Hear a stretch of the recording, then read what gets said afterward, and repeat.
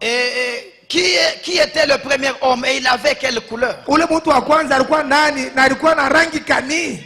Parce qu'aujourd'hui nous avons des blancs, nous avons des noirs, nous avons des jaunes, nous avons ceci. Maintenant,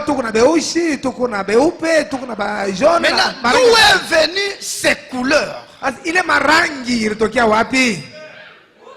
Le premier homme avait quelle couleur? Et pourquoi nous avons une diversité de couleurs aujourd'hui? Et quelle est la couleur originale? Nous savons que le premier homme que Dieu avait créé, c'était Adam. Est-ce que c'est Amen? Donc si Adam était blanc, j'ai dit bien si. Si Adam était blanc, donc Ève était une blanche. Parce que Ève était sortie d'Adam. Ève était une partie d'Adam. Ève devrait avoir la même couleur que son mari. Alors si Adam était un blanc, donc sa femme allait être une blanche, et tous leurs enfants devraient être des blancs. Parce que chaque semence devait se reproduire selon son espèce. Alors s'ils étaient des blancs, d'où sont venus les noirs? Qui est leur père?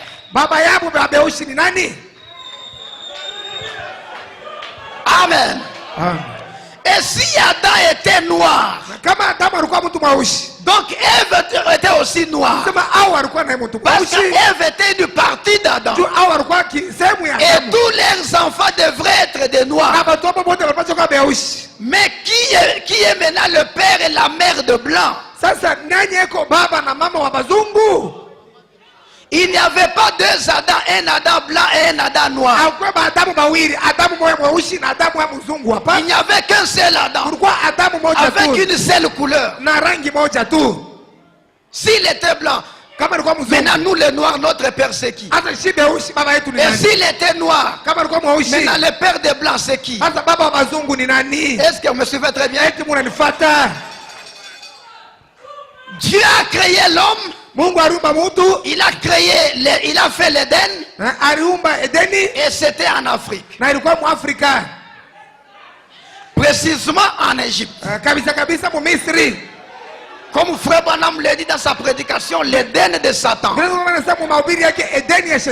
Il dit le jardin d'Éden se trouvait en Afrique.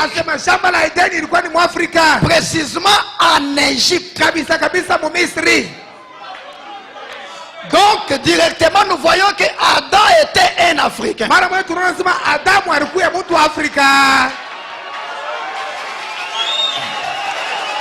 Alléluia. Alléluia. Je ne dis pas qu'il était noir. Je ne dis pas qu'Adam était noir. Mais Adam était un Africain. Et il vivait en Afrique. Précisément en Égypte. Et Ève était une Africaine. Frère Branham dit, même Noé, Enoch, ils étaient en Afrique. Enoch était un Africain. Et c'est en Égypte, en Afrique, où Dieu avait mis l'arbre de vie. Pour dire que l'arbre de vie c'était en Afrique. Si tu voulais vivre éternellement en ce temps-là, il fallait voyager et aller en Afrique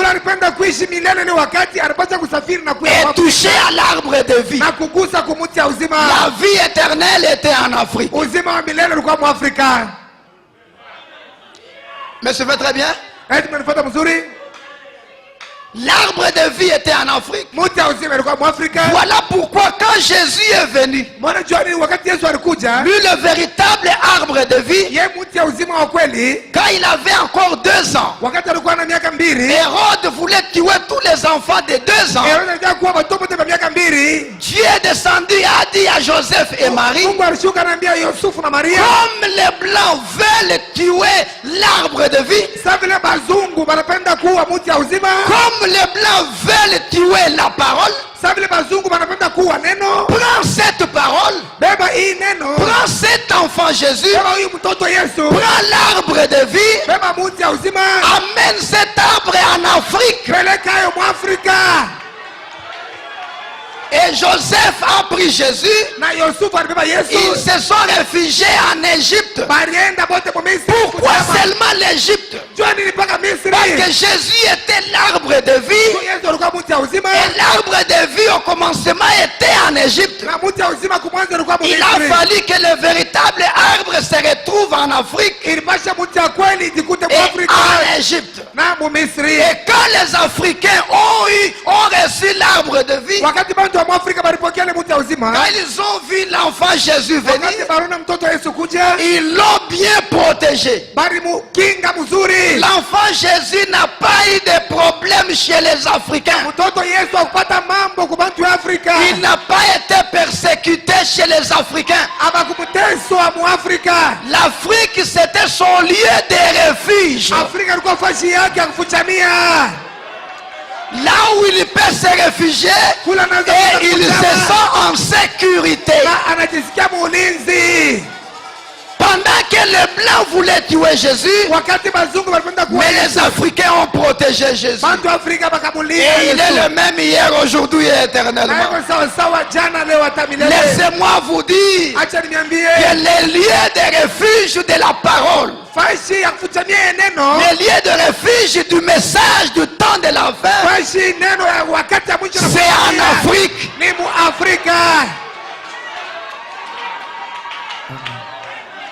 C'est là où le message est tellement honoré. Le message est bien prêché.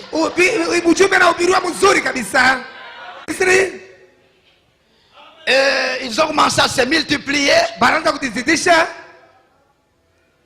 Les gens sont devenus nombreux.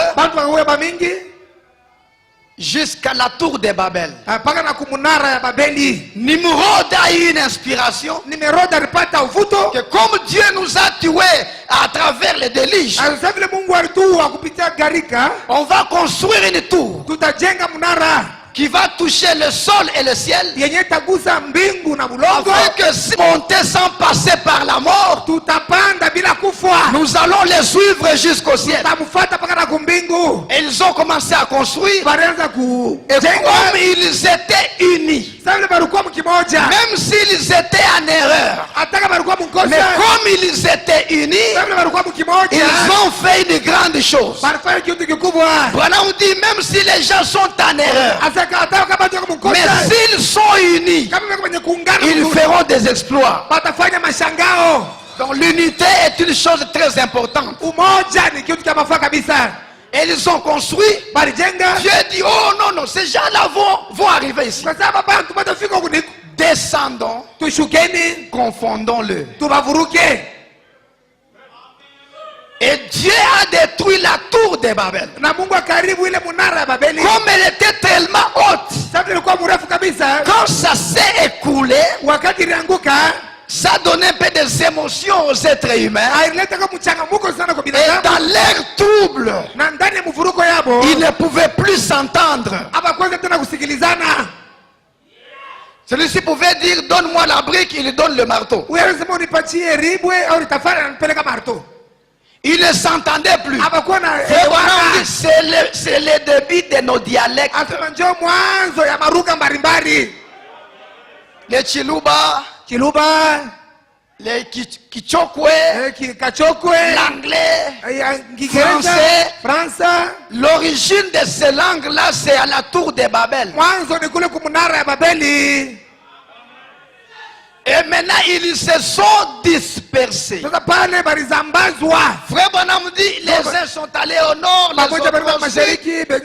Comme ils étaient nombreux, ils se sont dispersés. Là où ils sont partis, ils ont trouvé des climats différents.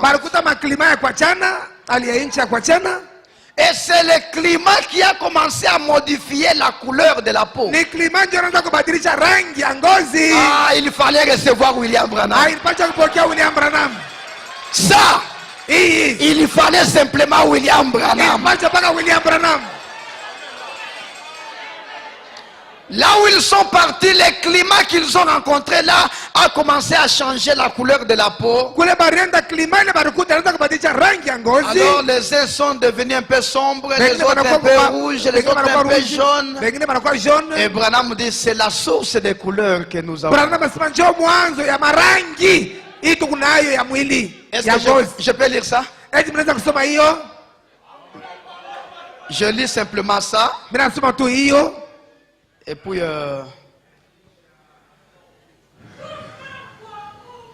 c'était ça, mais de voir comment il traitait ces pauvres gens de couleur. Quelqu'un m'a dit, ils ne sont que des animaux. J'ai dit, je vous demande bien pardon. Ils sont tout aussi humains que vous. Peut-être un peu plus. Je vais vous dire, quand vous avez une attitude comme celle-là, de dire que les noirs sont des animaux, vous commencez à ressembler à un animal. J'ai dit, cet homme noir, qu'il soit aussi noir que l'as de pipe, ou qu'il soit aussi jaune qu'il citrouille, ou qu'il soit aussi bleu que l'indigo, il pourrait vous sauver la vie en vous donnant une transfusion sanguine. Mais n'allez jamais mettre du sang d'animal en vous. Certainement, c'est un être humain. Simplement parce qu'une peau est noire et l'autre est brune et une autre jaune et l'autre blanche, ça n'a rien à voir. La Bible a dit, Dieu d'un seul sang a fait tous les hommes. Et c'est tout à fait exact. Les endroits où nous avons vécu qui ont changé notre couleur n'ont rien à voir. Dieu a fait d'un seul homme toutes les nations, d'un seul sang. Que Dieu bénisse. Vous pouvez encore lire dans questions et réponses. Je donne des citations vraiment longues, jusqu'à 160. Maintenant, moi, je prends jour V, jour de victoire. Paragraphe 27. Si jamais il est Dieu, il s'intéresse à chaque être humain parce que c'est sa création. Il s'intéresse aux enfants. Il s'intéresse aux personnes âgées, aux personnes d'âge moyen. Il s'intéresse aux races, les blancs, les noirs, le brun, les jaunes et les différentes nuances de notre peau par rapport au pays d'où nous venons et à nos ancêtres. Il s'intéresse à nous tous. Est-ce que me suivez très bien? Frère Branham dit, prenez même l'animal qui est le lion qui est en Afrique. Prenez le lion qui est en Amérique, vous trouverez que les couleurs se diffèrent. Il dit même les poissons. Les poissons que vous trouvez en Afrique, même espèce, si vous les trouvez aux États-Unis, vous verrez qu'il y aura une différence de couleur. Il dit c'est par rapport au milieu. Que le Seigneur vous bénisse. C'est là je voulais d'abord mettre la base sur ça. Pour puisse un peu connaître l'origine de nos couleurs. Et Frère Branham dit que l'Afrique a la couleur verte. Alors que la couleur verte c'est la vie. La vie a commencé en Afrique. Adam qui était en Égypte, Dieu le créa le 6e jour. Vous suivez très bien? Le premier jour, Dieu créa d'abord la lumière. Dieu dit que la lumière fut, que la lumière soit, et la lumière fut. Le 6e jour, il crée l'homme à son image. Cet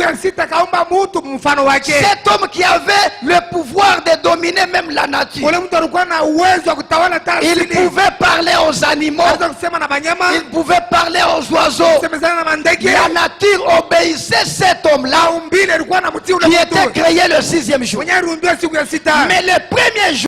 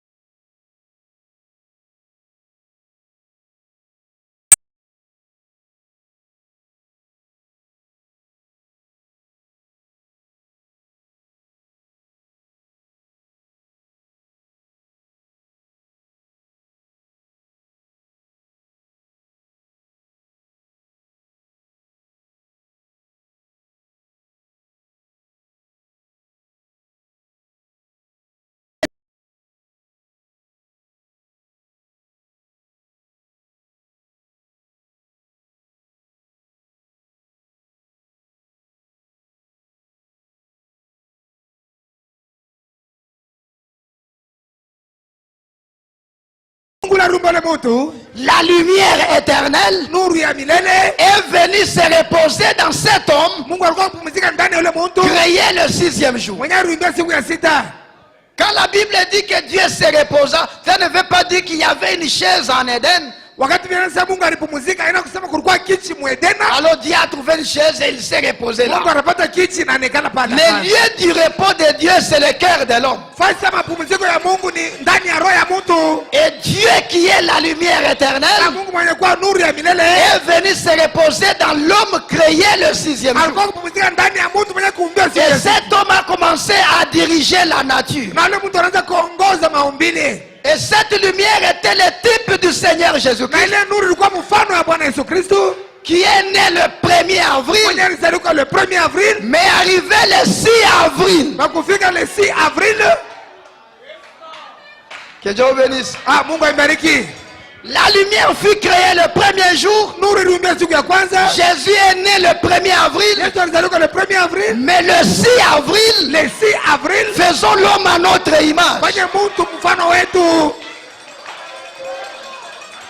Et cet homme-là, qui est né le 6 avril, c'est William Branham. Et Dieu est venu habiter dans cette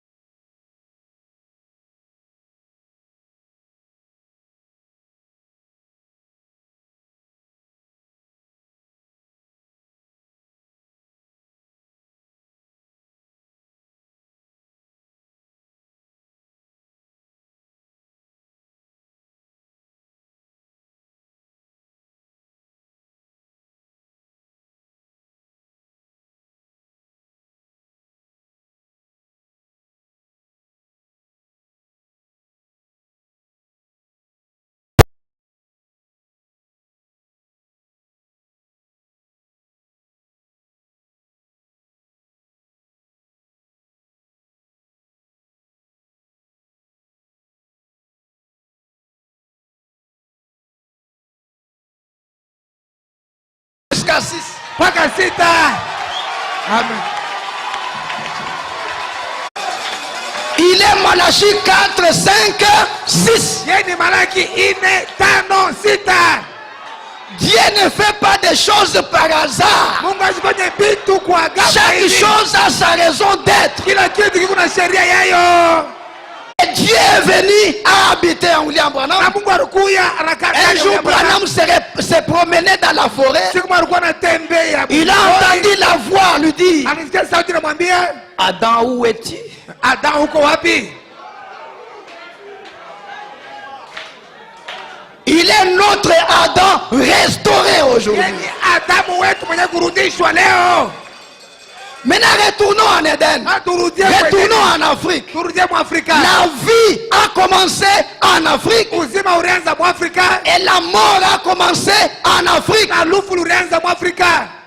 La connaissance du bien et du mal a commencé en Afrique. La vraie doctrine a commencé en Afrique. Les fausses doctrines ont commencé en Afrique. En Afrique, il y a tout. Des vrais prédicateurs en Afrique. Des faux prédicateurs en Afrique. Maintenant, écoutez, mes amis. Quand Dieu voit l'Afrique, il voit les berceaux de l'humanité. C'est là où l'homme a commencé. Je ne sais pas si Adam était blanc ou noir, mais il était un Africain et il vivait en Égypte. Même l'arche de Noé a été construite en Afrique. En ce temps-là, pour être sauvé, pour garder votre vie, il fallait aller en Afrique. Là où il y avait l'arche, c'est là où il y avait le salut. Maintenant, suivez. Cette race noire, quand Dieu nous regarde, qu'est-ce qu'il pense?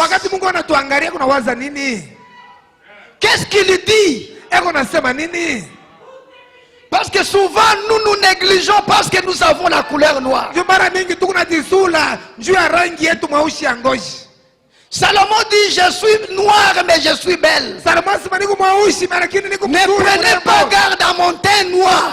C'est le soleil, c'est le climat qui a changé cette couleur.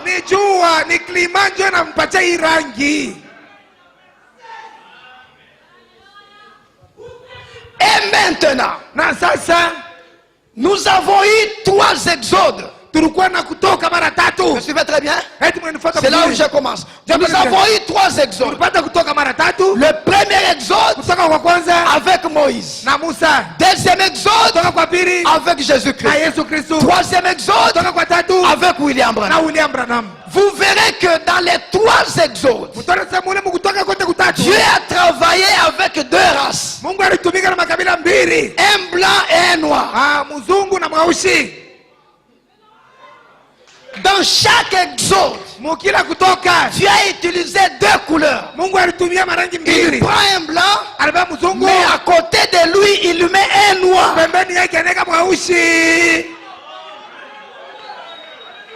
Nous savons que Moïse c'est un blanc.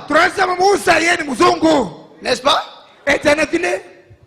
Mais sa femme, elle était noire. Suivez très bien. Séphora était une Africaine, une Éthiopienne.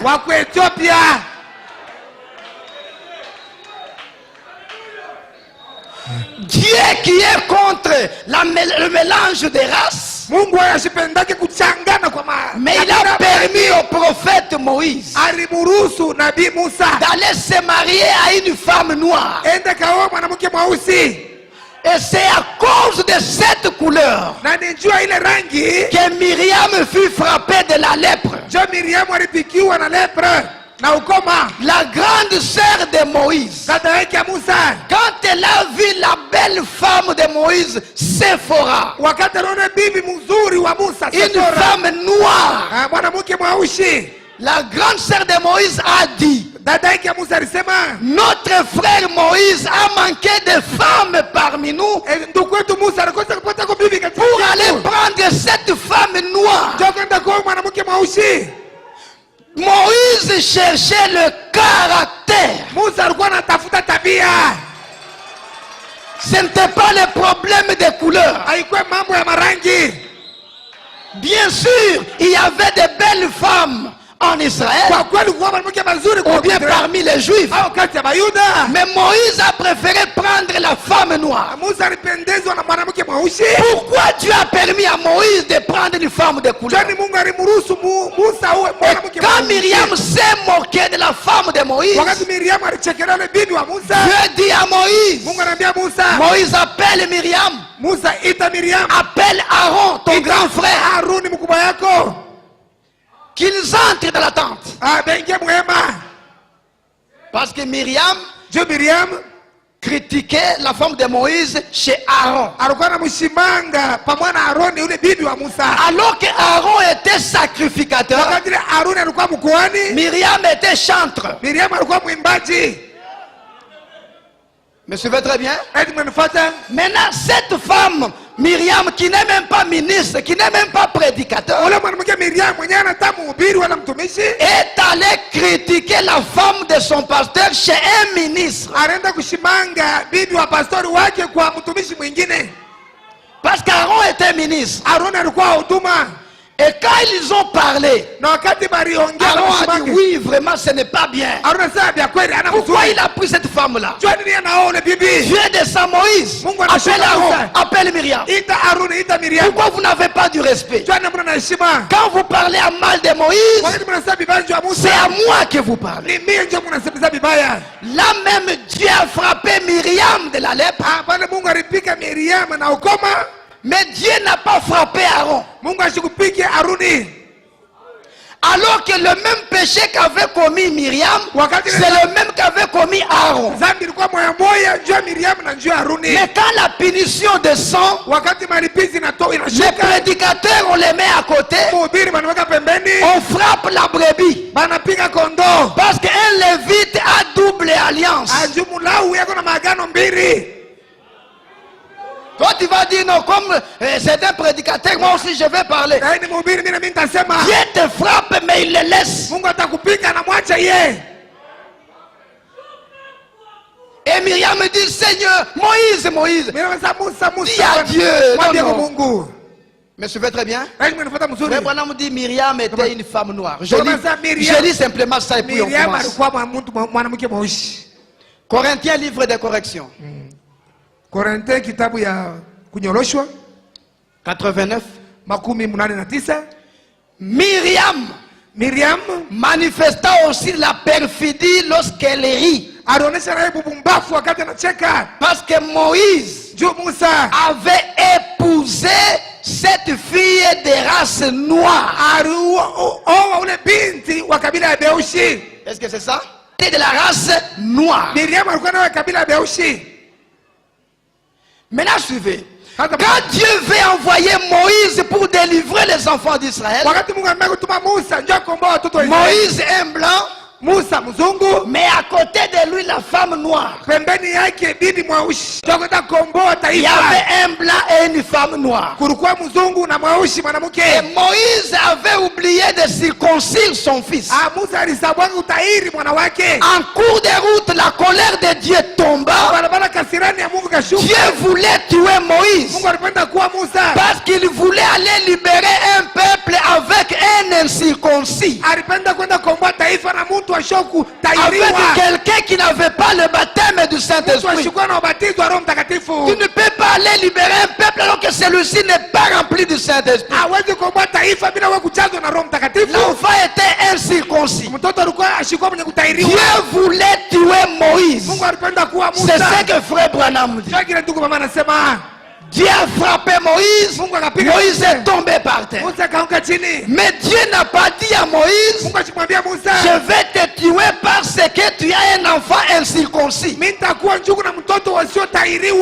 Dieu a jeté Moïse par terre sans rien lui dire. Mais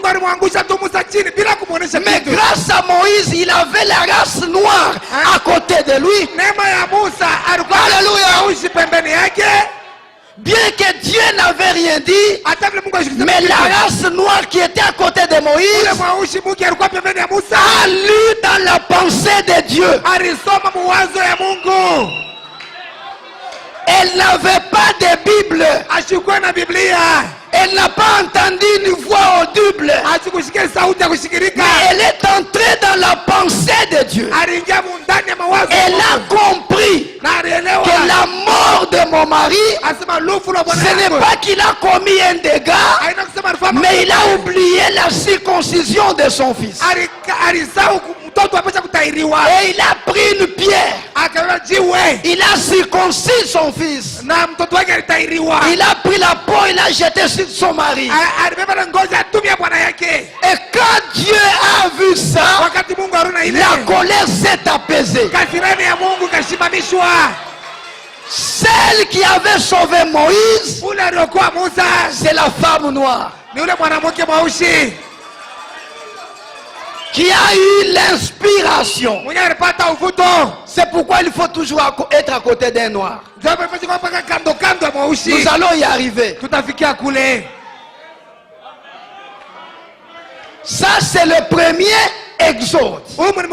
Dieu voulait qu'un blanc soit accompagné d'une autre couleur noire. Arrivé dans le deuxième exode, nous avons l'homme de Galilée. C'est un blanc. Il est venu, il a fait des miracles, il a tout fait. À la fin de sa vie, on l'a mis une croix sur ses épaules pour aller à Golgotha. Alléluia. Et la croix pesait. Jésus était déjà fatigué. Il jeta la croix. Frère Branham dit, il ne pouvait pas aller plus loin. Il y avait des blancs qui le voyaient, qui se moquaient de lui. Les blancs étaient là, mais il y a eu un noir. Il y a eu un noir, Simon de Cyrène. Il est venu, frère Branham dit, Simon a dit à Jésus, laisse-moi t'aider. La croix fut transportée par deux couleurs. La croix de Jésus fut transportée par deux races, un blanc et un noir.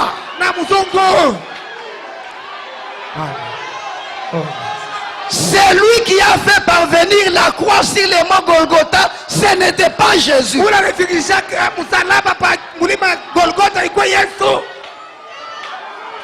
C'est lui qui a fait faire arriver la croix sur la montagne.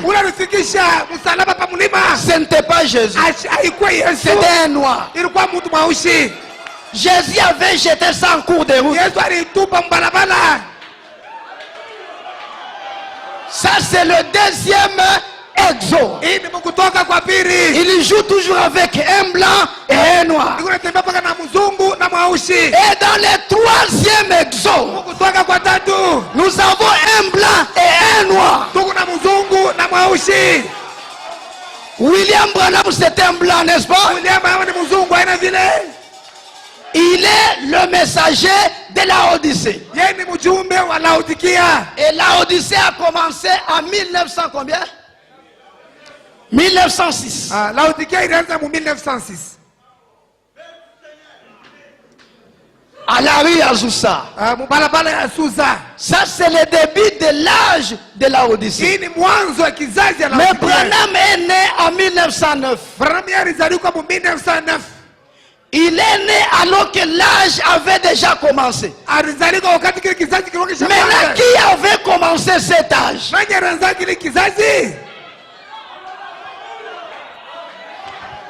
Comment l'âge peut commencer alors que le messager n'est pas encore là? Parce que c'est le messager qui introduit l'âge. Mais l'âge a commencé en 1906. Branham est venu 3 ans après. Mais là, qui avait introduit l'âge, la Odyssée? C'était un noir.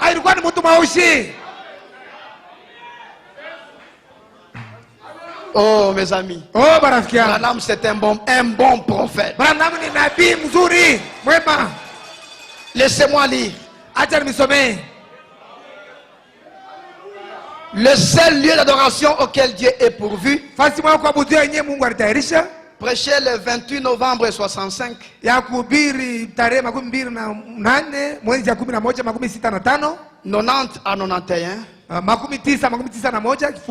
Eh bien, il en est ainsi pour cet âge dans lequel nous vivons. Merci. Vous devez découvrir la manière de Dieu de s'y prendre pour cet âge. C'est ce que Martin Luther avait trouvé. C'est ce que John Wesley avait trouvé. C'est ce que les pentecôtistes ont trouvé dans leur âge. L'âge et le temps de Dieu pour faire la chose. Eh bien, les pentecôtistes, souvenez-vous que l'âge de la Odyssée, c'est ce qui est appelé l'âge pentecôtiste. Les pentecôtistes, ses frères, ses frères, ou les Ndougou, ses frères, je crois que son nom, il était borgne. Un frère de couleur qui a en réalité commencé le message pentecôtiste en Californie, sur la vieille rue Azusa. On s'est ri de lui parce qu'il était un nègre. On s'est moqué de lui, mais il a apporté un message pour cet âge. Amen. Il était born. Ça doit être William Seymour, quelque chose comme ça, William Seymour. C'est ça, je pense. Il était born, mais c'est lui qui a commencé l'âge pentecôtiste, qui est l'âge de la Odyssée. Un noir. Et le blanc est venu en 1909. Pourquoi Dieu insère toujours la race noire dans la rédemption? Pourquoi seulement il insère la race noire dans la rédemption? Branham dit parce que les noirs sont plus spirituels que les blancs.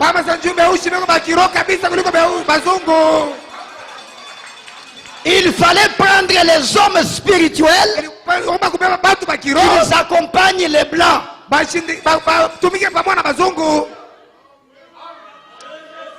Oh mes amis, écoutez un peu. Pour la première fois que Branham voit un homme qui était rempli du Saint-Esprit, c'était un noir. Branham comme ça, pour la première fois qu'il rencontre un homme qui avait le Saint-Esprit, Branham dit c'était un noir, un vieux prédicateur. Pourquoi frère Branham, le premier rencontre avec un homme qui a le Saint-Esprit, ça doit toujours être un noir? Et ce jour, alors que Branham avait son pasteur, Roy Davis. Mais Branham dit non.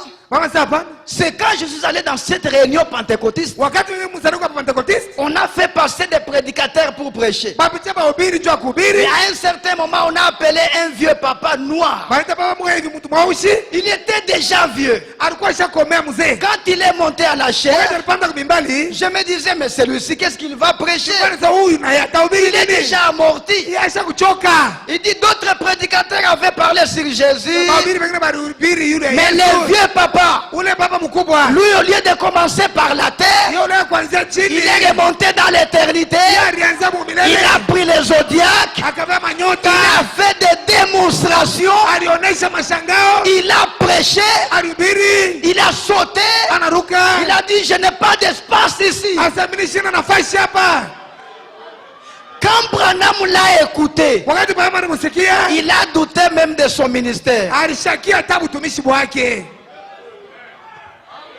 Il a dit, donc moi je ne suis pas un prédicateur.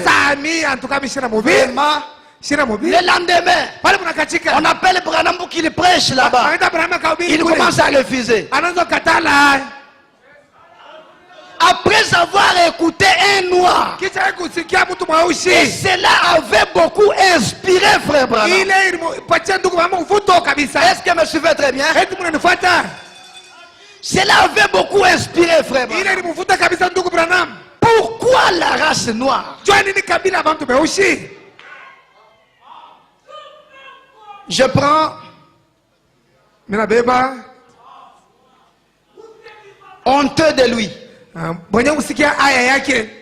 Au paragraphe 19,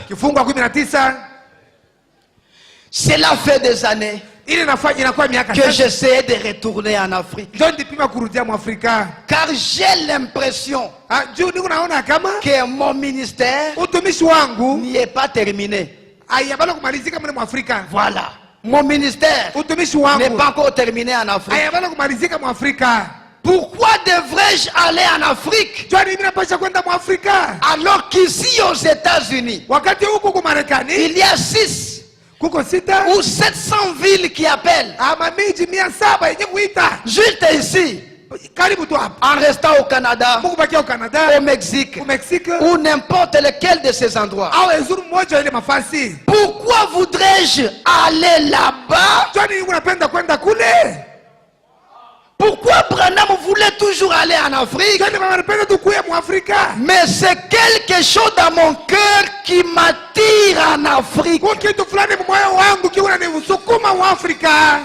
Il y a quelque chose que j'aime dans ces gens. Et quelqu'un peut dire amen? Quelque chose que j'aime dans les noirs. Et j'aimerais aller simplement pour les gens de couleur. Beaucoup de dirigeants pensent que je ne devrais pas y aller. Mais je vais aller vers mes amis de couleur. C'est là que le Seigneur m'a appelé. Alléluia. Amen. Branham est un prophète des Africains. C'est là où Dieu m'a appelé. Ces gens sont dans les besoins. Beaucoup parmi eux. Quelqu'un peut dire amen? Dieu l'a envoyé chez nous. Maintenant, pourquoi il l'a envoyé chez nous? Avertissement puis jugement. Je ne vous garderai pas longtemps. Au paragraphe 211, il y avait les braves frères Smith. Smith, un frère de couleur. Suivez très bien. Qui se tenait ici au coin. Oh. J'entendais ces gens de couleur là. Je me tenais tout simplement là. Et j'ai crié. Et j'ai pleuré. Et tout le reste. J'ai secoué fortement ma voiture. Et sautillé tout autour comme cela. Ils battaient tous les mains. Quand les Noirs chantaient, ils battaient tous les mains. Oh, ne veux-tu pas veiller avec moi? Cette petite cadence qu'ont les hommes de couleur. Les hommes de couleur chantent avec cadence. Personne ne peut chanter comme eux.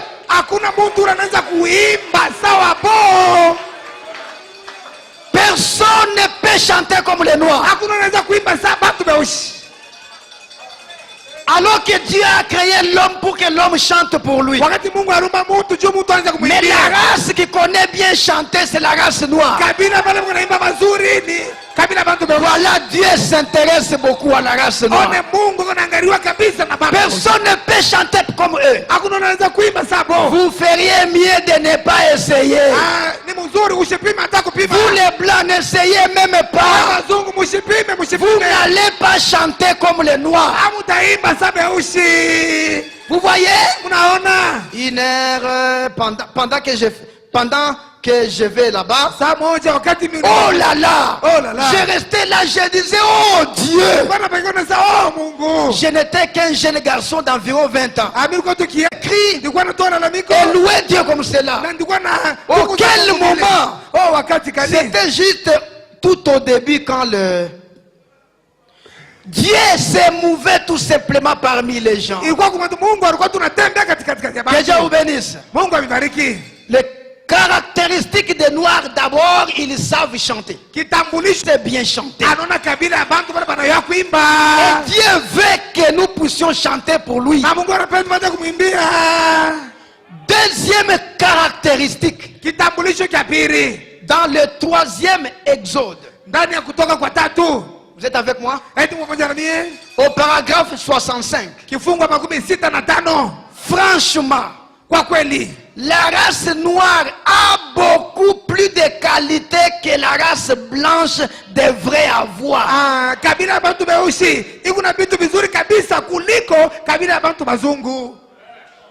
Ça c'est vrai, je ne suis pas un raciste. Ça c'est la parole. La race noire a beaucoup plus de qualité que la race blanche devrait avoir. Ils ne se font pas de soucis. Ils sont plus spirituels. Alléluia. Les Noirs ne se font pas beaucoup de soucis. Oh, il est mort au crise cardiaque. C'est parce que les Noirs d'aujourd'hui veulent copier le blanc. Un Noir peut dormir affamé le samedi et dimanche, il est à l'église. Et quand il chante, il n'y a pas de différence. Mais un blanc, non. Il aura des soucis et des soucis. Nous vivons sans des comptes bancaires.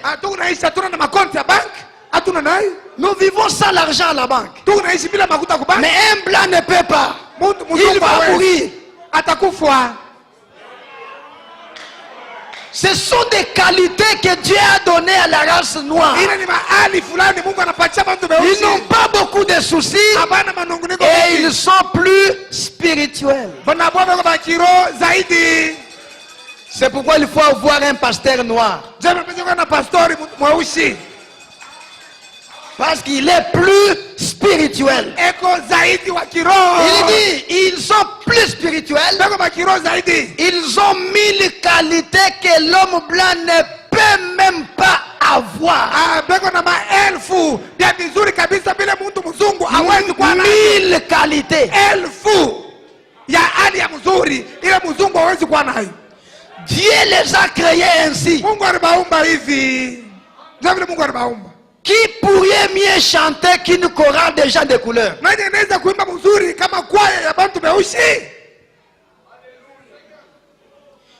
Où peut-on trouver de telles voix?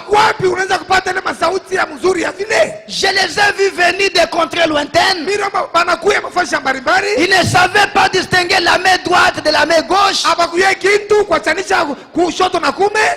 ont chanté de telle manière que les maîtres qui se tenaient là ont dit: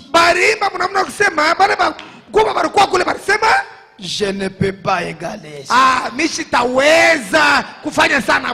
Ils ont formé des chorales pendant des années. Et l'un aura une note plus élevée, l'autre plus basse, et tout. Et il a dit: écoutez ça, c'est vraiment parfait. Même dans une langue différente, ils sont doués.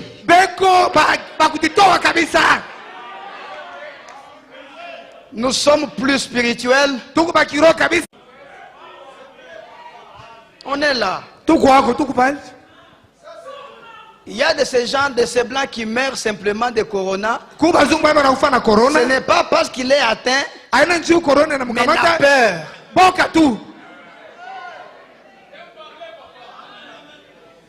Mais vous voyez, les noirs sont là. Ils sont au marché, ils sont partout. Les blancs se débattent. Ces gens-ci, ils ne savent pas notre secret.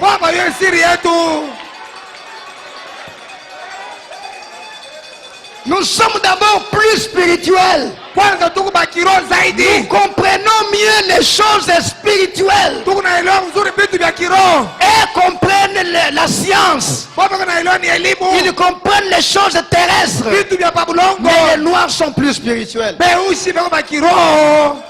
Et Frère Branham dit dans la démonologie domaine physique, au paragraphe 29, vous êtes avec moi? Or, j'ai parlé à un médecin ici, il y a quelques temps, à Louisville. C'est comme cette tradition est différente avec ce que j'utilise ici. Il disait, le médecin disait: voyons, révérend Branham. Bon, j'ai parlé des indigènes de l'Afrique, de leur façon de manger. Quand Branham arrive en Afrique, il trouve la façon dont les Africains mangent. Branham dit: ils vont tout simplement les choses les plus offreuses à voir, et ils mangeaient ça. Il va simplement ramasser des choses qui sont contaminées avec des vers dedans. Alléluia. Il prend la viande. Il y a déjà des asticots. Il va simplement secouer et il mange. Écoutez ce que Branham dit. Il va simplement ramasser des choses qui sont contaminées avec des vers dedans, secouer ça simplement, les vers et tout. Ça lui est parfaitement égal. Voyez, ils ont dit: boire n'importe quoi, peu importe ce que c'est. Mais le docteur a dit, révérend Branham, ces gens-là ne sont pas des humains. Parce qu'un être humain ne peut pas quand même manger ça. J'ai dit: oh oui, ils le sont. Certainement qu'ils sont humains. J'ai dit: ce qu'il y a de plus proche de l'être humain dans la lignée animale, c'est les chimpanzés. Et vous avez essayé pendant 40 000 ans, pendant 4 000 ans, de faire marmonner quelque chose à ces chimpanzés. Que Dieu bénisse. Frère Branham dit: les noirs, ils mangent des choses et ça ne fait rien. Maintenant, posons la question à Frère Branham. Pourquoi ils mangent des choses pourries? Diakozi. Mais ça ne fait rien. Abifaki. Qu'est-ce qu'il y a? Nini unafanya vile? Est-ce qu'il y a un secret? Eti kuko siri. Je prends la communion. Mimi nabeba ushiriki. Le 4 avril 62. Siku ya 4 mwezi ya 4 makumi sita na mbili. 4 février, pardon, 4 février. Inyerubiwa msiku ya 4 mwezi ya pili. Paragraphe 104. Kifungu yake 104. J'étais en Afrique. Mimi nilikuwa mu Afrika. Je n'ai pas pu me faire vacciner contre la malaria.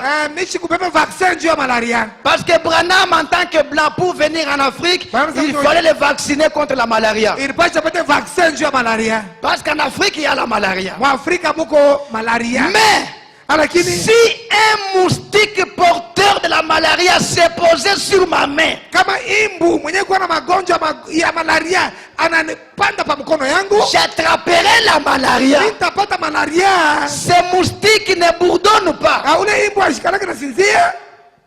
Et c'est à peine si vous pouvez vous rendre compte qu'ils sont là. Ana biko nguvu bula sembeko pale. Il se pose sur vous. Il se pose tout simplement sur vous et ça y est.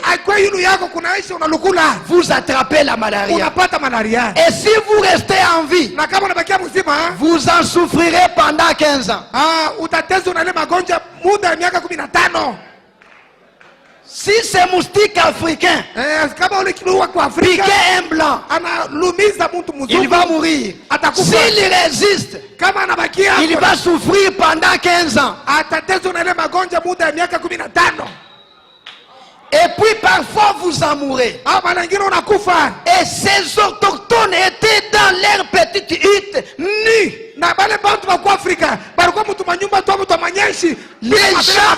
Les jambes complètement couvertes de moustiques. Nus partout, il y a les moustiques. Les moustiques les piquaient, les moustiques porteurs de malaria, et cela ne les dérangeait pas. Pourquoi? Ils avaient développé une immunité. Ils avaient reçu de Dieu un vaccin. Alléluia. Amen. Ah, batika biso makambo ya vaccin, batika biso. Mungu ashakutupatia ozali vacciné. Tunaweza kuwa vacciné.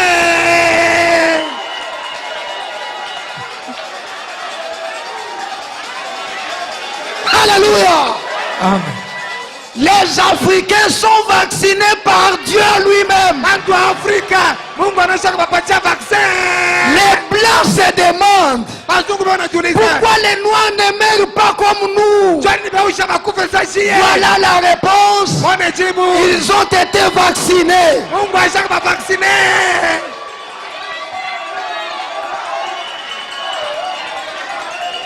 Alléluia. Alléluia. Ah, Dieu nous aime tellement. Dieu nous aime tellement. À votre naissance, vous avez déjà un vaccin.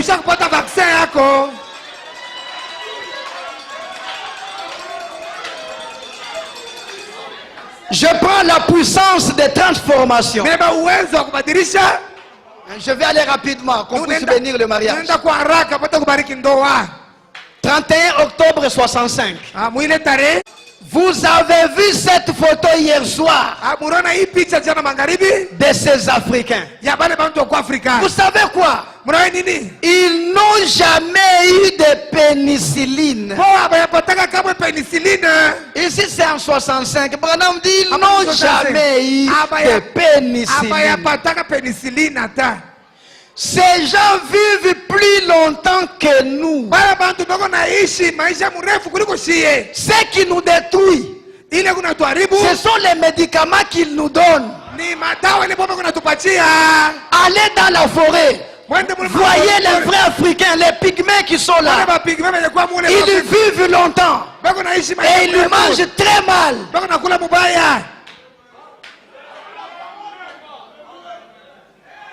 Mais nous sommes déjà devenus des Européens, nous sommes des Américains, à tel point que ces choses ont détruit même la force que Dieu nous avait donnée. Il dit, ils ne connaissent même pas qu'ils les germes ne les ennuient pas. Les germes de virus, tout ça, ça ne les ennuie pas. Il dit les germes ne les ennuient pas. Voyez-vous? Eh bien, un microbe doit lever les mains et se rendre devant eux.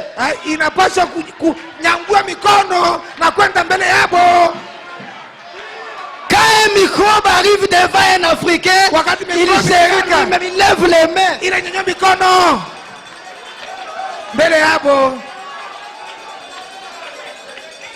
Alléluia. Un microbe doit lever les mains et se rendre devant eux. Voyez, parce qu'ils voyaient. Pourquoi? Ils n'ont pas du tout, voyez. Nous prendrons la science pour nous la représenter comme la pénicilline ou quelque chose.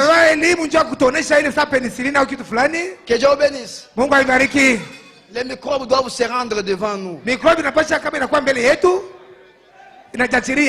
un noir de ce n'est pas toi. Ce n'est pas. Pourquoi les noirs ne meurent pas comme des blancs avec des virus là? Parce que les virus se rendent eux-mêmes.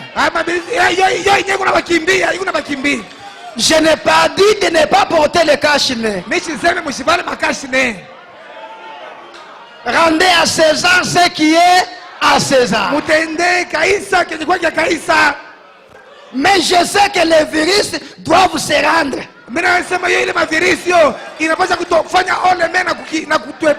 C'est ça la race noire. La race la plus spirituelle. La race vaccinée par Dieu lui-même. La race qui chante plus que toute autre race. Dieu a besoin de nous.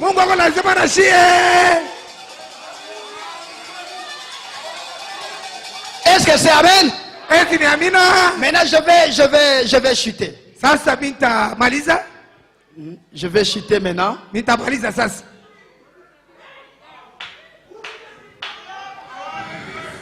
Vous savez qu'à un certain moment Dieu avait envoyé un prophète appelé Élie le Tishbite.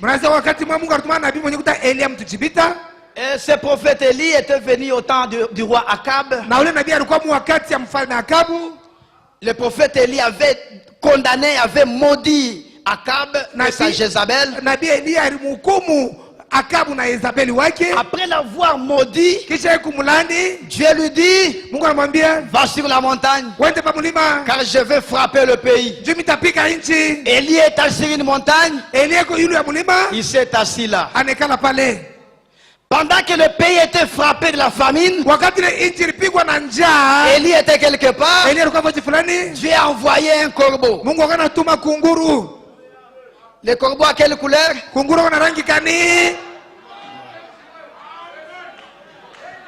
Mais quand même sur la poitrine, dans le cœur, il y a la sanctification, il y a la pureté. Et ce corbeau venait matin, soir, amener la viande, le pain, et Élie mangeait. Suivez très bien. Il mange le matin, il dort. Dieu le réveille. Élie, lève-toi, mange encore, car la route est encore longue. Il mange, il veut dormir. Élie, réveille-toi, mange, car la route est encore longue. Écoutez, Élie a mangé 2 sortes de nourriture. Quand il était dans la ville, il mangeait la nourriture qui était préparée par des humains. Et ça lui donnait la force de prêcher et de condamner Jézabel. il mange, il a la force, il prêche, il condamne Jézabel. Mais quand il va sur la montagne, il y a une autre nourriture qu'il mange qui venait du ciel. Quand il mangeait ça, il n'allait plus dans la ville condamner Jézabel. La force qu'il trouvait dans cette nourriture, c'était pour aller chez la veuve de Sarepta.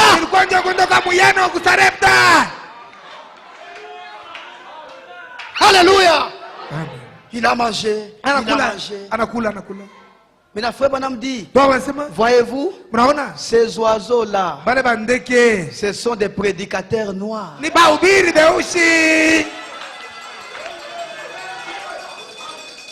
Ce sont les hommes de couleur qui ont nourri Élie. Qui ont nourri Élie après le départ d'Élie. Ils ont nourri Élie après le départ d'Élie. Quand Élie termine sa mission, Élie est nourri par les corbeaux. Croyez-vous que Branham est notre Élie? Mais Branham n'est pas Élie. Branham c'est Branham. Élie, c'est l'esprit. Suivez très bien. Branham n'est pas Élie. Branham c'est Branham. C'est William Marion Branham.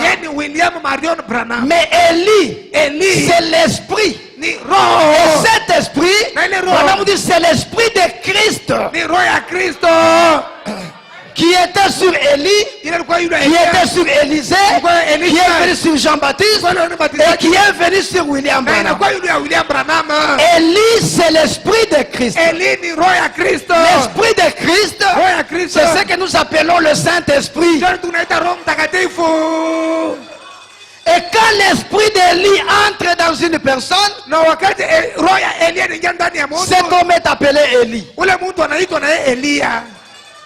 Quand l'esprit de mensonge entre dans une personne, cet homme est appelé menteur. Les démons de la sorcellerie entrent dans quelqu'un, on l'appelle sorcier. Donc l'homme prend le nom de l'esprit qui est en lui. Quand l'esprit de Christ entre en vous, on vous appelle chrétien. Quand l'esprit d'Élie entre en vous, on vous appelle Élie. Mais le Branham, il est Élie parce qu'en lui, il y avait l'esprit d'Élie.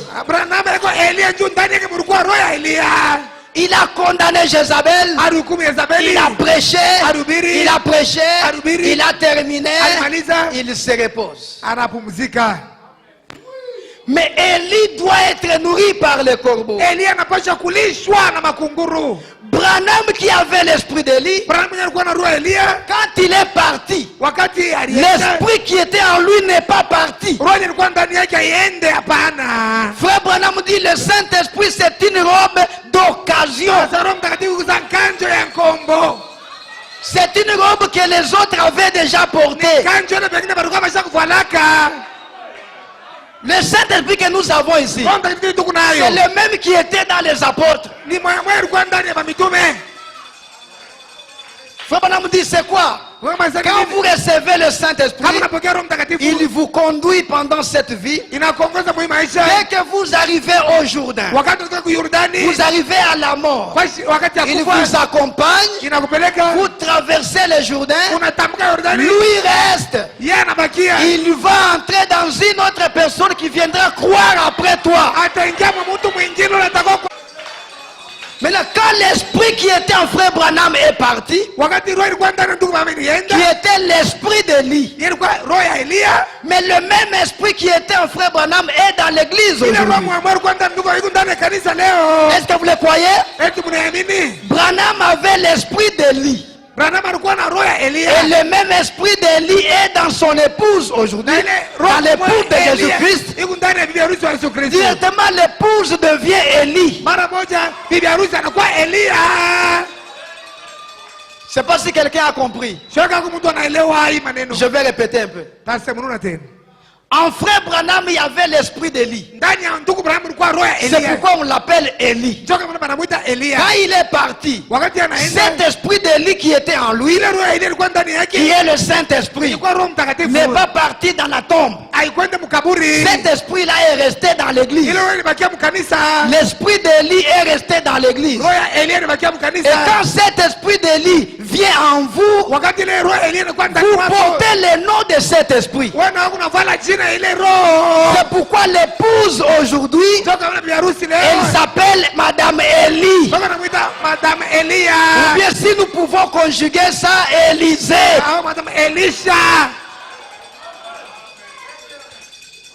Si on peut mettre au féminin,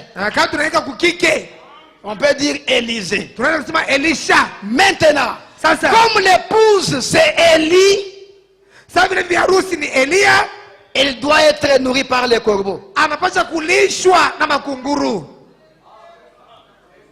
Après le départ d'Élie, Élie est nourrie par les corbeaux. L'épouse est nourrie par les noirs. Je vais lire frère Branham. L'épouse est nourrie par les noirs. Il dit ce sont les noirs qui ont gardé l'esprit d'Élie. Ce sont les corbeaux qui ont gardé l'esprit d'Élie. Je prends directement frère Branham.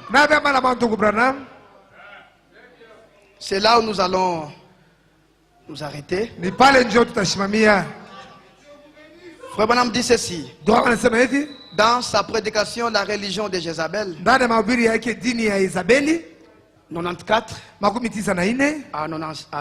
à 96, il dit ceci. Qu'arriva-t-il alors après cela? Après cette attaque, quand Élie a attaqué Jézabel, sa voix ne fut plus entendre. Plus personne ne l'entendit. Dieu le retira de la scène et dit: Élie, tu as fini d'annoncer ton message à tout Israël. Ils les connaissent. Maintenant, monte ici au désert. Éloigne-toi d'eux. Sépare-toi d'eux. Car je vais faire quelque chose. Je vais leur montrer ce que c'est que de rejeter mon message. Qu'est-ce qui est arrivé? La guerre, la famine, la disette. Ainsi dit le Saint-Esprit. Regardez bien ce qui va arriver. Regardez bien ce qui va suivre. Il y avait une famine. Il y aura une famine. Au temps d'Élie, il y avait une famine. Et aujourd'hui, au temps d'Élie, il y aura une famine. Mes amis, suivez un peu très bien. Quand on nous dit qu'il y aura la famine, cela ne veut pas dire qu'il n'y aura pas de Bible. Comme j'avais entendu un jour Patrice qui chantait dans le cabane de cassette, il n'y aura plus d'imprimerie, il n'y a pas de bande cassette, nous avons des cartes mémoire aujourd'hui. Cette famine ne signifie pas qu'il n'y aura pas de Bible. Branham interprète cette famine. Il dit il y aura la disparition des véritables serviteurs de Dieu. Il dit les vrais serviteurs de Dieu sont en train de disparaître. Mais les églises seront toujours remplies. Mais les véritables serviteurs, aujourd'hui ils sont rares. Aujourd'hui des véritables. Nous vivons à un temps où il y a la disparition des espèces rares. Il y a des animaux qui disparaissent aujourd'hui.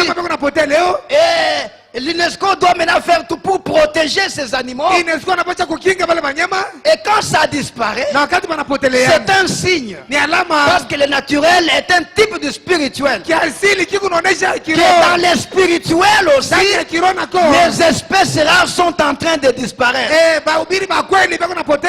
Des véritables prédicateurs. Et Branham dit, il y avait une famine, il y aura une famine.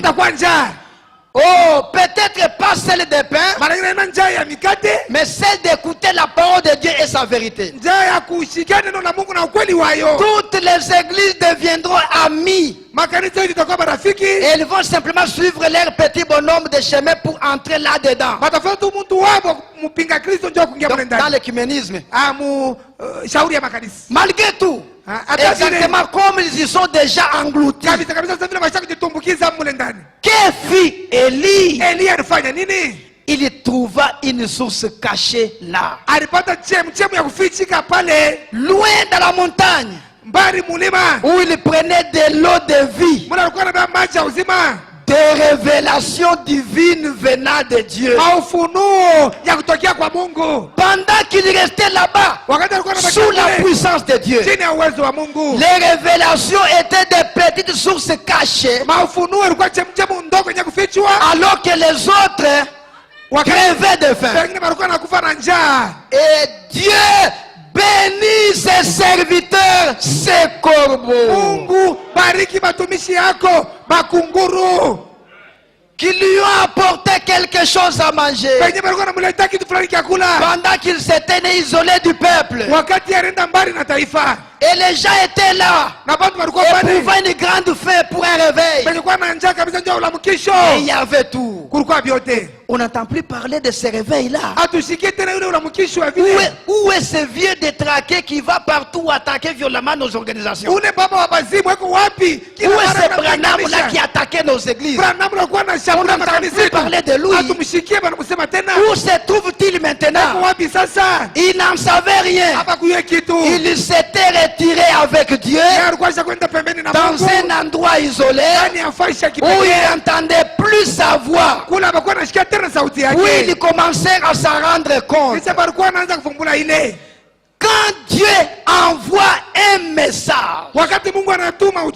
et parle aux gens, et ceux-ci ne les reçoivent pas, alors il retire son serviteur et envoie les fléaux, la famine et la mort, tant spirituelle que physique. Attendez-vous à une crise, mon frère. Vous croyez avoir déjà vu quelque chose? Attendez juste quelques temps. Vous n'avez encore rien vu.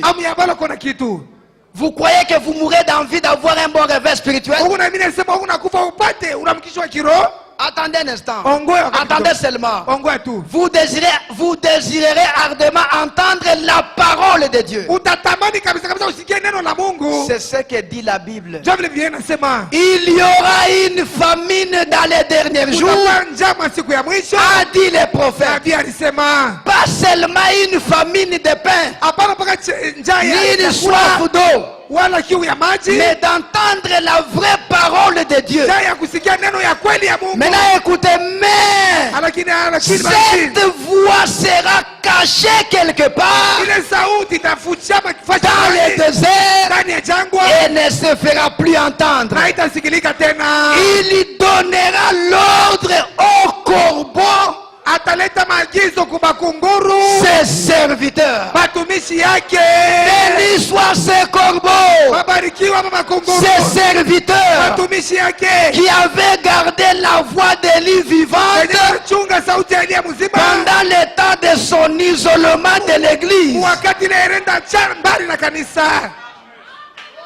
Les corbeaux ont eu la mission de garder la voix d'Élie. Et la voix d'Élie, c'est le message de l'heure. À la voix du 7e ange. Ceux qui vont garder la voix du 7e ange, ce sont des corbeaux, ces serviteurs-là. C'est pourquoi Branham dit l'Afrique doit nous envoyer des missionnaires aux États-Unis. Parce que ce sont eux qui ont gardé la voie. Mes amis, nous voyons, nous suivons des prédications en Europe et tout ça. Les Blancs sont là juste pour le testimony, juste des témoignages. J'étais avec Frère Branham. Il avait fait ceci. Mais pour manipuler le feu du verre, ce message, il faut être un noir.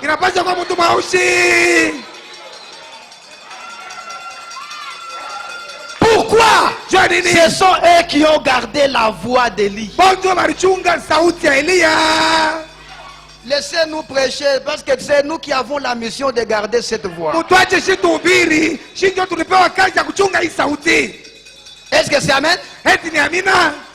Un son confus, je vais terminer. Un son confus.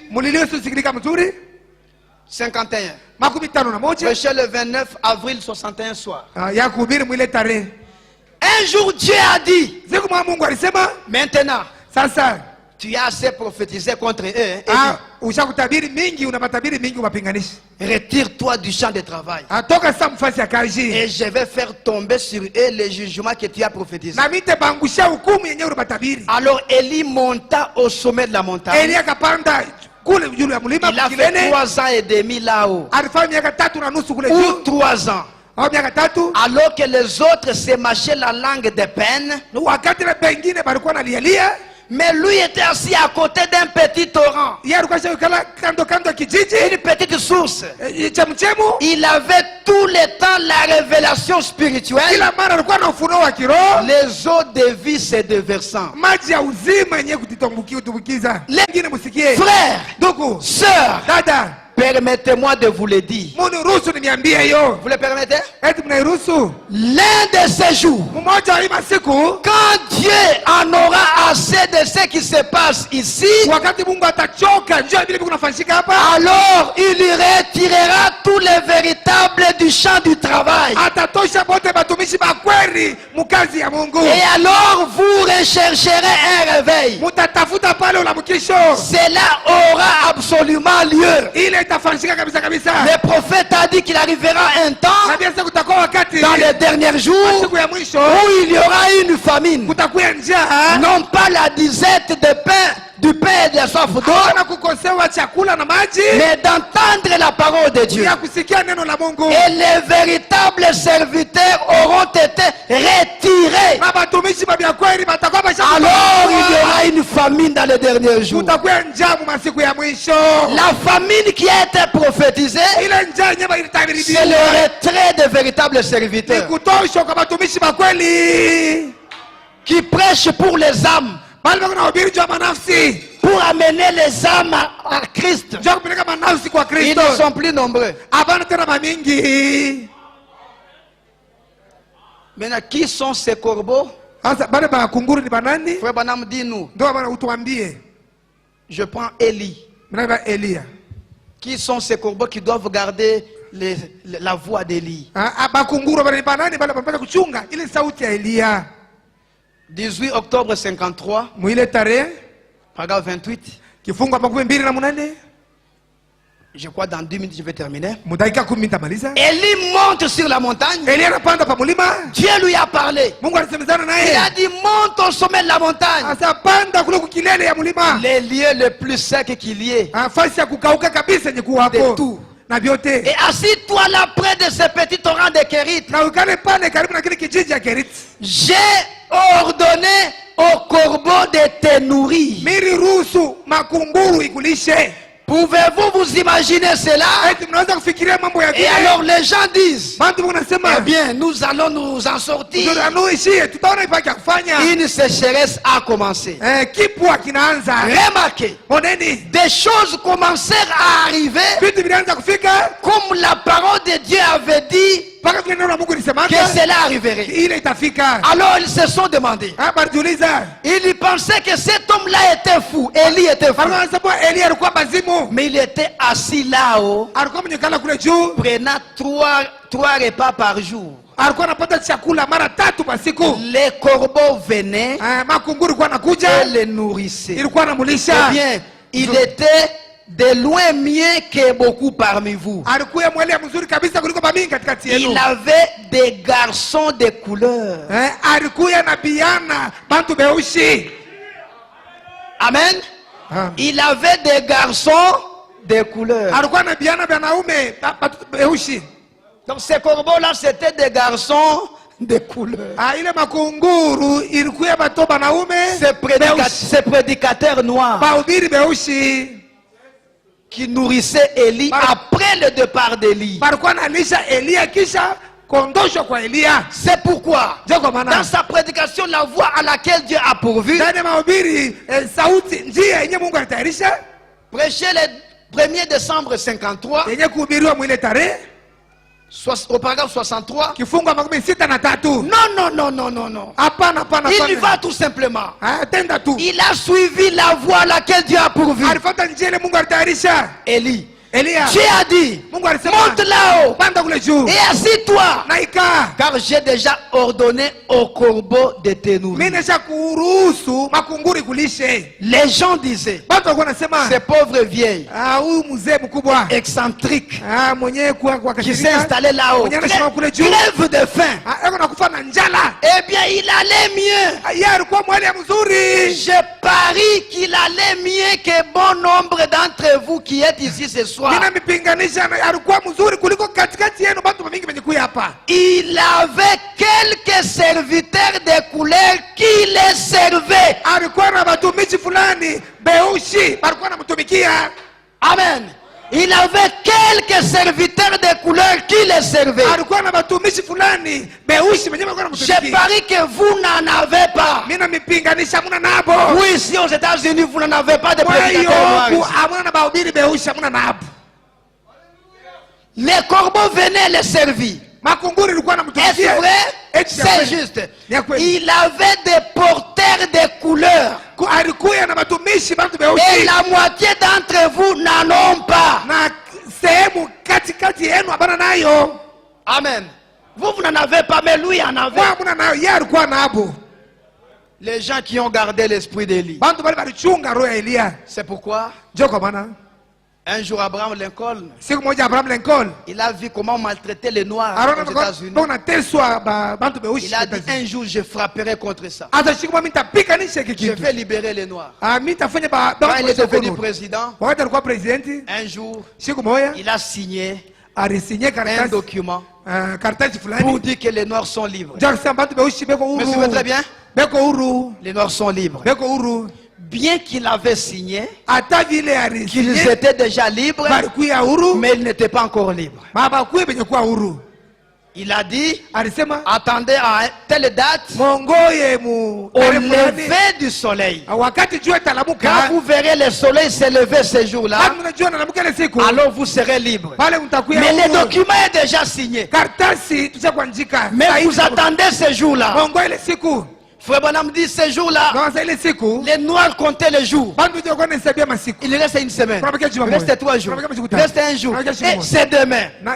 Frère Branham dit très tôt, les gens, les Noirs sont allés à la montagne. Parce qu'ils ont vu que le soleil peut se lever. Même comme il y a une montagne qui va barrer le soleil, on va voir le soleil avec un grand retard. Alors nous devons être sur la montagne. Dès que le soleil se lève, nous serons les premiers à voir le soleil. On dit que quand ils sont allés, les jeunes, parce que cela a donné 3 groupes de gens. Faut vous dire, les jeunes, comme ils étaient forts, comme ils étaient souples, ils sont montés jusqu'à la montagne au sommet. Il dit, les vieux sont restés au milieu de la montagne. Et les mamans et les handicapés sont restés au bas de la montagne. Nous avons eu 3 groupes qui attendaient le lever du soleil. Et quand le soleil s'est levé, les vieux n'avaient pas vu le soleil, les anciens n'avaient pas vu le soleil, ceux qui avaient vu le soleil, c'était les jeunes qui étaient sur la montagne. Quand ils ont vu le soleil, ils ont crié aux vieux, nous sommes libres. Comme les vieux avaient confiance dans leurs jeunes, bien qu'ils ne voyaient pas le soleil, mais ils avaient foi dans les jeunes. Ils disaient, ils ne peuvent pas nous mentir. S'ils disent que le soleil s'est levé, le grand jour s'est levé, Dieu nous a visités, donc c'est la vérité. Et aussi, on commençait à crier, nous sommes libres, alors qu'ils ne voyaient pas le soleil. Les mamans qui étaient au bas de la montagne, les handicapés qui étaient là, qui ne voyaient pas le soleil, et aussi ont crié, nous sommes libres. Mais qui avait vu le soleil? Les jeunes gens comprendront. Après mon départ, je crois que vous les jeunes, vous comprendrez ces choses. Et vous allez crier aux vieux que le soleil s'est levé. Bien qu'Abraham avait déjà signé, mais il fallait attendre le lever du soleil. Et notre Abraham Lincoln, c'est Jésus-Christ. Il est arrivé à Golgotha. Il a signé notre rédemption. Il a dit tout est accompli. Tout est accompli. Mais malgré ça, nous n'étions pas rachetés. Car à la croix, il ne nous a pas rachetés. À la croix, il a payé le prix. Mais le rachat, c'est le retour du livre. Quand il nous ramène le livre, c'est ça la rédemption. Il avait déjà signé à la croix, mais il fallait attendre le lever du soleil pour que nous soyons libres. Il ne nous a pas rachetés à la croix. Il a payé le prix. Quel prix? Alléluia. Les rachats, c'est quoi? Pour terminer, les rachats, c'est quoi? Quand Dieu a créé l'homme, il lui a dit, je te donne la terre. Tout ça c'est pour toi. Mais tu dois avoir un document qui va montrer que c'est toi le propriétaire. Tu achètes une parcelle, tu dois avoir des documents. Si l'ennemi venait pour vous ravir, tu vas brandir les documents. Non, ça c'est pour moi. Et la terre appartenait à Adam. Dieu devait lui donner les documents qui devaient montrer à Satan que ça c'est pour moi. Et ce document est appelé le titre incontestable, de propriété incontestable. C'était un livre. Mais mes amis, en Éden, il n'y avait pas de papier. C'était quel livre? Il n'y avait pas l'imprimerie là-bas. Ce livre de la rédemption, c'était Dieu lui-même. Il a créé l'homme, il lui dit, la terre c'est pour toi, et les documents, c'est moi qui viens habiter ton cœur. C'est ça le livre. Quand Adam marchait, il avait le livre en lui. Quand les lions voyaient Adam, les lions ne craignaient pas Adam. Les lions craignaient le livre. Les lions ne craignaient pas l'homme. Les lions craignaient son créateur qui était en Adam. C'est ce qui lui donnait le pouvoir de diriger la nature. Quelqu'un peut dire amen. Quand Adam est tombé dans le péché, il a perdu le titre de propriété incontestable. Dieu lui a ravi le livre. La divinité est sortie en Adam. Il est resté Ichabod. Il n'avait plus de gloire en lui. Il pouvait voir les lions. Le lion vient. Adam recule. Pourquoi il recule? Parce que ce que les lions craignaient n'était plus en lui. Et il a commencé à errer comme un vagabond. Maintenant Dieu lui a dit à Adam, pour que je te remette le livre, pour que je rentre en toi, tu dois me payer le sang. Et le sang que tu vas me payer doit être le sang d'un homme. Un homme innocent. Maintenant, Adam, où est-ce qu'il pouvait trouver ce sang? Parce que tous sont nés à partir d'Adam. Tous sont des pécheurs. Où est-ce qu'il pouvait trouver ce sang? C'est pourquoi dans l'Apocalypse chapitre 5, j'ai vu quelqu'un assis sur le trône avec le livre entre ses mains. Dieu a gardé le livre. Alors que ça, c'était après le calvaire. C'était après le Golgotha. Malgré qu'il avait tout déjà payé, mais le livre était encore entre les mains de Dieu. Et j'ai vu Dieu avec le livre. Et la voix a dit, qui est digne d'aller prendre le livre et d'en rompre les sceaux? En d'autres termes, qui est digne de prendre cette divinité et la remettre à l'homme? Alléluia. J'ai dit, on cherche quelqu'un. Je monte au ciel. Il voit Michael, Gabriel, Absinthe, tous ces anges. Chers anges, venez. On a demandé ici pour prendre les livres. Les anges ont dit, on a demandé le sang. Les anges n'ont pas de sang. Et on a demandé que ce soit un être humain, l'homme qu'il soit le plus proche de la race humaine. Moi, mon corps n'a pas de os, mon corps n'a pas de sang. J'ai dit, bon, c'est terminé. Bon, comme ça, je descends sur la terre. Sur la terre, je trouve William Branham. William Branham, toi le grand prophète, toi qui avais plus de dos, va prendre les livres. Moi, j'ai menti les juges, j'ai dit que je n'étais pas là.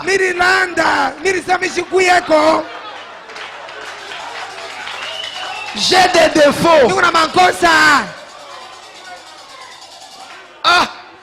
Il pouvait voir même le pape, l'homme le plus saint. Est-ce que tu peux aller? Non, moi j'adore les statues. Il n'y a pas moyen. Il pouvait voir même le pasteur Boanerge qui prêche ici. Moi, on ne parlait même pas. J'ai dit comme ça, je vais descendre dans la tombe. Je vais voir les saints prophètes qui étaient déjà morts. Peut-être je peux trouver quelqu'un qui peut nous aider. Il a trouvé Abraham. Abraham, toi le père de la foi, va prendre les livres. Moi j'ai dit au roi que Sarah c'est ma soeur, ce n'est pas ma femme.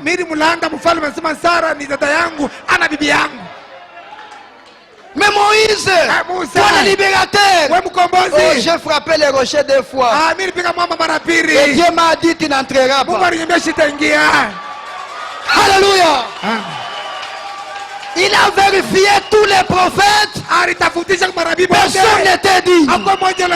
J'ai commencé à pleurer. Maintenant nous sommes perdus.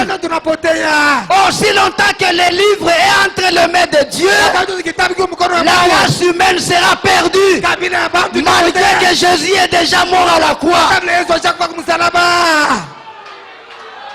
Alors pendant qu'il pleurait, il a entendu une voix. Jean, ne pleure pas. Ne pleure pas. Il y a quelqu'un qui est digne. Il y a quelqu'un. Il vient d'où? J'étais au ciel, il n'y en avait pas. Sur la terre, il n'y en avait pas. Sous la terre, il n'y en avait pas. Mais c'est quelqu'un là, il vient d'où? Alléluia. Il venait de l'éternité.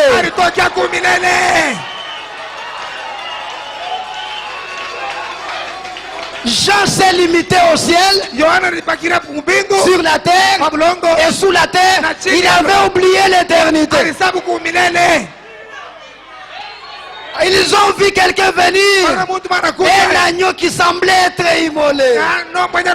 Il avait le sang. Et l'agneau est venu, a pris le livre. Alléluia. Quand quand il a pris le livre, Frère Branham dit, il y avait des cris dans l'église. Il y avait des acclamations dans l'église.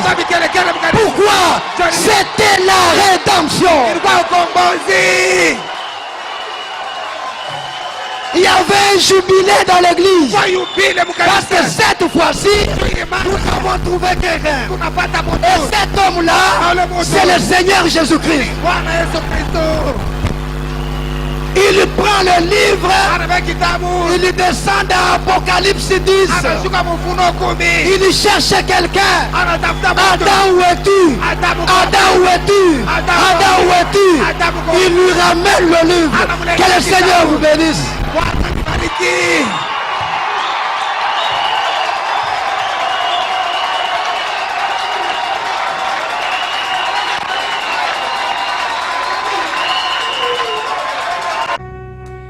Réellement, tu es bon pour nous.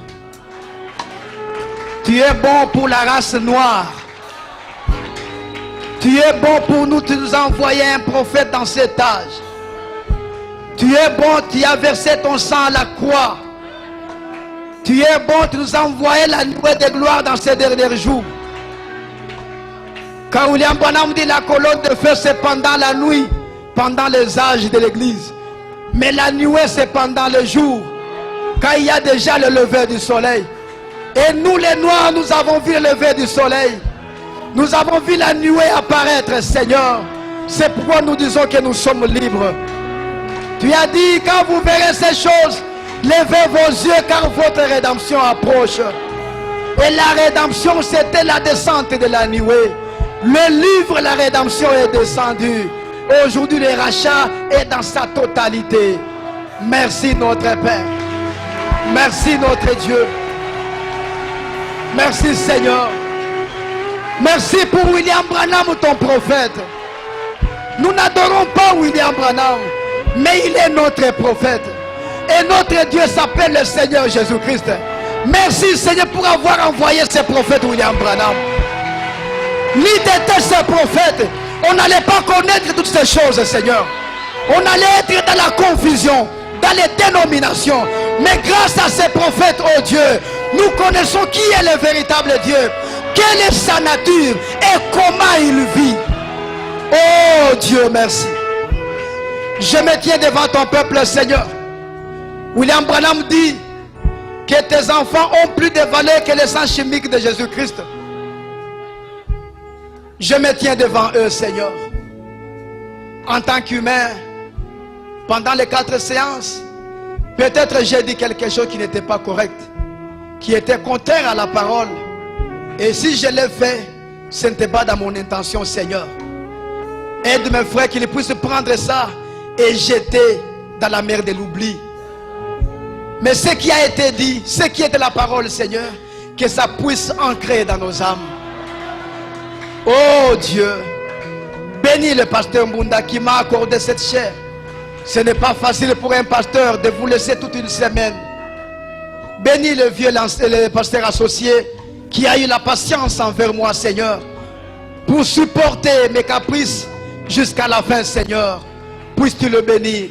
Bénis son ministère, bénis sa famille, bénis tout ce qu'il fait pour ton royaume. Je bénis Elroy Tabernacle, Seigneur. J'ai vu tes enfants, tes fils et fils, qui venaient même pendant la semaine, alors que le message semblait être très dur, mais je le voyais venir, Seigneur. Ils me soutenaient par leurs amens, par leurs acclamations, par leur présence. Il y a même l'un qui m'a acheté un complet. Oh Dieu, je prie pour Elroy, Seigneur. Bénis cette église. Bénis cette église spirituellement, Seigneur. Que la marche de l'église puisse aller de plus en plus. Que l'église puisse encore monter dans la parole, monter dans la sainteté, monter dans la compréhension, monter dans la connaissance, monter en tout, Seigneur. Bénis même nos visiteurs, ceux qui sont venus pour la première fois. Je crois, oh Dieu, que tu leur as donné leur part. Ils ont entendu la parole. Je crois que dans leur cœur, ils sont conscients que ce qui a été prêché, c'est la pure vérité. Bénis leurs âmes, Seigneur. Bénis leurs foyers. Bénis leurs familles. Bénis leurs travaux, oh Dieu. Père éternel, le pasteur Munda, il est à Likasi. Je prie pour lui, Seigneur. Je prie pour sa famille. Je prie pour toutes ses pensées. Tous les projets qu'il a pour ton royaume, Seigneur. Que ça puisse aller de l'avant. Nous sommes des humains. Pouvons avoir des défauts, Seigneur. Mais que ton sang puisse effacer tous nos défauts. Oh Dieu. Si telle est ta volonté, Seigneur, je serai à Sichem cette semaine chez le vieux Gaston. Et puis je dois rentrer à mon église. Bénis tout mon séjour dans cette ville, Seigneur Jésus. Pendant que nous avons nos têtes inclinées, je vais demander à la salle s'il y a quelqu'un qui n'a pas encore accepté Jésus-Christ comme son sauveur personnel.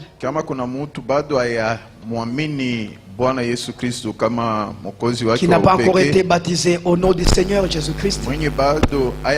Il veut devenir chrétien. Il veut que Dieu puisse pardonner tous ses péchés. Et qu'il soit prêt quand Dieu va l'appeler pour quitter cette terre. S'il y a quelqu'un qui veut donner sa vie à Jésus-Christ, qu'il lève sa main. Merci ma soeur, tu peux passer devant, je vais prier pour toi. Que Dieu te bénisse. Est-ce qu'il y a encore un autre? Que Dieu vous bénisse. Passez un peu devant, je vais prier pour vous. Tous ceux qui ont accepté Christ comme leur sauveur personnel. Je vois 3 frères qui viennent. Je vois 3 sœurs qui viennent. Je vois déjà 5 frères qui sont là. Je vois 6 frères qui sont là. Je vois 7 frères qui sont là. Notre Père, le filet a été jeté dans la mer et le filet a été retiré. Et voici dans le filet, il y a des poissons. Je te le présente, Seigneur. Il y a tes enfants qui sont devant, qui ont écouté ce message qui était dur, qui était difficile, mais ils ont jugé bon de te donner leur vie. Je vois mes frères et sœurs qui ont pris la décision aujourd'hui qu'ils veulent devenir des chrétiens et des chrétiennes. Oh Dieu, bénisse leurs âmes, Seigneur. L'homme peut prendre une décision, mais celui qui va soutenir cette position, c'est toi, Jésus-Christ. Et quand ils seront baptisés dans beaucoup d'eau au nom du Seigneur Jésus-Christ, je crois que leurs péchés seront pardonnés et que tu vas leur donner le Saint-Esprit. Bénis leur marche spirituelle de maintenant jusqu'à la fin de leur vie. Je sais que le diable sera derrière eux pour les combattre. Ils auront des problèmes. Après être devenus chrétiens, c'est maintenant que la guerre commence. Combat pour tes enfants, Seigneur. Je prie pour eux que la grâce qui a accompagné Malachie 4 puisse accompagner tes enfants, Seigneur. Je demande ainsi au nom de Jésus-Christ notre Dieu. Amen. Amen. Merci.